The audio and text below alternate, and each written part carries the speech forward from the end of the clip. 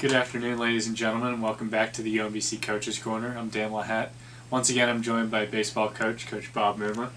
Coach, pretty good weekend, and then after a little bit of a mix-up with the lovely blizzard we had last week. But Yeah. Overall, 2-1 on the week. What's your take on the team early on? Yeah, good week. I think the kids obviously played well on the weekend. Got two big wins. I think they saw the hitting start to come along a little bit with some of the young kids. Got outstanding pitching in Matt Gill and Bobby Applegate going late in the ball game, and took advantage of some opportunities. Got a few key hits and came away with two big wins. And you mentioned it. Both starters over the weekend go 7 innings, giving up 2 or fewer runs. What's that attributed to? Because last year his success on the mound was pretty limited. Obviously, Applegate, a junior college transfer, a kid that we knew would throw a lot of strikes. I think that's what he did. He came in and established 2 pitches for strikes and allowed him to go deep in a ball game. And Matt Gill, pitched a lot for us last year and really worked on some things on the off season and this fall. And I think you're seeing that, a lot more strikes out of him and command. That's the name of the game pitcher. Just throw strikes and then kind of let hitters get themselves out. And you also alluded to the fact that offense is starting to come on. Mm-hmm. And you lost a lot last year with Right. the likes of Brian Klukowitz and Max Himmelstein moving on. How do you rate these guys coming up and starting to get their feet set a little bit? Yeah, I think they're young hitters. They're young players. We're playing so many freshmen and sophomores.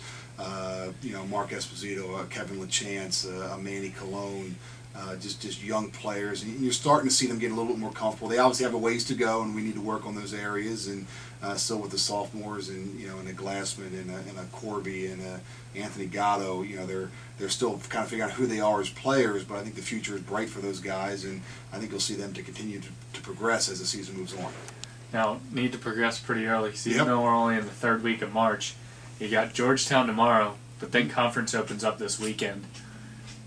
Do you feel ready for conference already start? Yeah, I think we wish we had a few more games under our belt, obviously, but certainly Binghamton, great opponent, been a perennial playoff team in the America East. So again, we talked about the first weekend when we played down in South Carolina that we really get a good evaluation of where we are, as a ball club, both on all phases of the game, where are we offensively, where are we pitching wise, and do we stack up? I think we'll play very well this weekend. We got a midweek test with Georgetown, who's a good ball club, and to try to get us ready for opening conference weekend. We're hoping to win a series. Good.